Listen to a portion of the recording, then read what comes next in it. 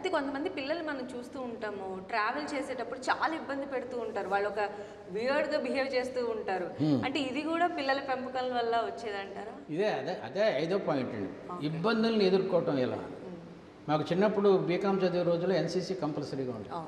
ఒకటే ప్లేట్లో అన్నము, సాంబారు, కూర, పచ్చడి వేసుకొని ఒకటే గ్లాసు నీళ్ళు కంప్లీట్ చేసి భోజనం అయ్యే లోపల అంతే. ఈ సిస్టమ్ మాకు తర్వాత సినిమాల్లో వాటిలో చాలా హెల్ప్ చేసింది.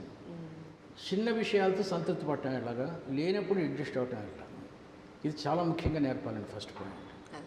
కొంతమంది అరగంట కోట ఏది తినకపోతే ఉండలేరు, ముఖ్యంగా ట్రైన్స్లో. అవును, వేరుశనగ పప్పు లాస్ట్ టైం బాగా ఎక్స్ప్లెయిన్ చేశారు కూడా కదా, అలా తింటూనే ఉంటారు వాళ్ళు. చాలా నచ్చిన కూర పెట్టకపోతే ప్లేట్లు విసిరగొట్టే పిల్లలు కూడా ఉన్నారు, మీకు తెలిసి ఉంటుంది చాలా ఏళ్ళు.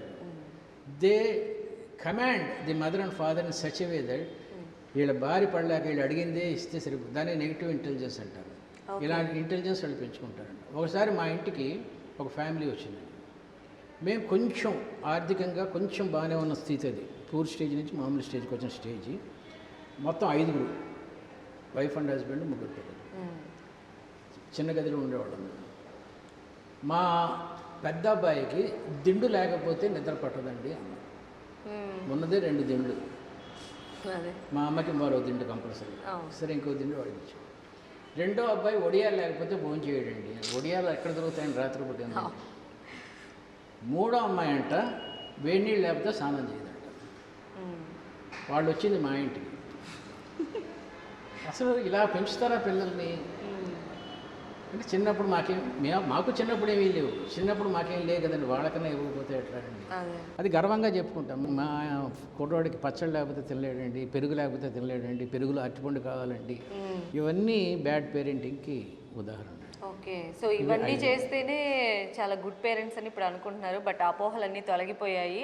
ఇవన్నీ ఏవైతే పిల్లలకి వాళ్ళ ఫ్యూచర్కి ఇబ్బంది పెట్టే ఉన్నాయో వాటన్నిటిలో కూడా ఇప్పుడు మా గురూజీ చెప్పిన 5 పాయింట్స్ అయితే ఉంటాయి. యనమూరి గారు, ఇప్పటి వరకు మీరు 12 ఇయర్స్ వరకు ఉండేటువంటి పిల్లలకి ఎలా ఉండాలనేది చెప్పారు. అయితే ఈ 12 ఇయర్స్ నుంచి నెక్స్ట్ పెరిగి పెద్దగా అయ్యేటువంటి పిల్లలు కూడా వాళ్ళలో కూడా చాలా డిఫరెంట్గా బిహేవ్ చేస్తూ ఉంటారు. అవును, చాలా క్రూషియల్ స్టేజ్ కూడా. మరి అలాంటి పిల్లల్ని ఎలా హ్యాండిల్ చేయాలి? పైకి చాలా నార్మల్గా కనబడ్డా, గదిలో మైకేల్ జాక్సన్ ఫోటో పెట్టుకొని డ్యాన్సులు చేసినా సరే అంతర్గతంగా చాలా ఇదైపోతూ ఉంటారు వాళ్ళు. ఎందుకంటే అప్పటి వరకు పేరెంట్స్ ప్రేమ ఆప్యాయత అంతా నుంచి బయటకు వచ్చేసారు వాళ్ళు. కొంచెం విసుక్కోవడం అవి స్టార్ట్ అవుతుంటాయి పేరెంట్స్లో కూడా. డబ్బులు ప్రాబ్లమ్స్ అయితే ఇవన్నీ, పక్కన ఫ్రెండ్స్ ఇంకో రకంగా ఉంటారు. రకరకాల బయట ప్రపంచాన్ని చూడటం మొదలుపెట్టే స్టేజ్లో సముద్రం పైకి మామూలుగా ఉన్న లోపల అగ్నిపర్వతాలు బద్దలవుతున్నట్టు వీళ్ళు చాలా అలజడిగా ఉంటారు. అభిప్రాయాలు ఏర్పడేది కూడా అక్కడే. అప్పటి వరకు అమ్మ నోట్లో ఏలు ముద్ద పెడితే తప్ప తిన్న కుర్రోడు 12 ఏళ్ల వయసులో ఓసీడీకి వస్తాడు. ముట్టుకోకమ్మా నువ్వు నాకు స్పూన్ పెట్టు అనే స్టేజ్కి వస్తాడు. అప్పటి వరకు గలగలా మాట్లాడే కూతురు సడన్గా సైలెంట్ అయిపోతుంది. పుస్తకాలు చదువుకోవటం, లేకపోతే టీవీ చూడటం, ఏదో ఫ్రెండ్స్తో మాట్లాడటం.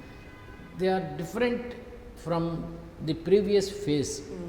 ఆ ఫేజ్లో వాళ్ళతో చాలా జాగ్రత్తగా ఉండాలండి. వాళ్ళని ప్రేమ ఆప్యాయతతో కమ్యూనికేట్ చేసుకుంటూ, నువ్వు కూడా మాలో ఒకదానివే అనే ఫీలింగ్ ఎప్పుడైతే కలిగించలేదో, they will go for other friends or drugs or drinks. అది స్టేజ్.